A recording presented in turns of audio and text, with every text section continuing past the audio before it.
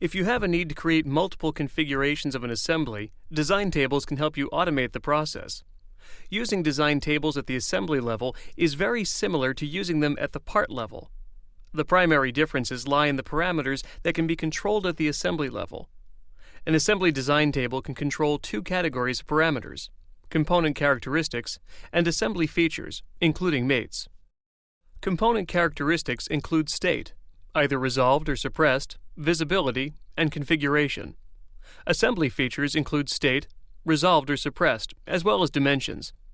There are a few more items that can be specified through an assembly design table, but these are by far the most commonly used. For a complete list, see the SOLIDWORKS online help. Now, let's turn to an example. This assembly currently has only the default configuration.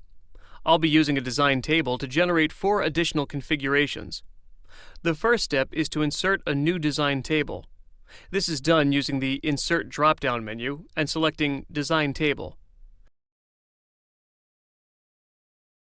The Design Table Property Manager appears.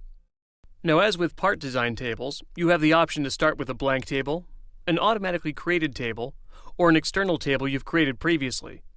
In most cases, you'll likely be using the blank or Auto Create option. My preference is to use the Auto Create option for 2 reasons.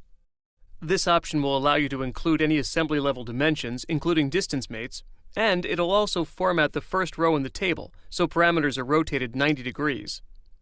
I'll leave the remaining options at their default and click OK to create the table.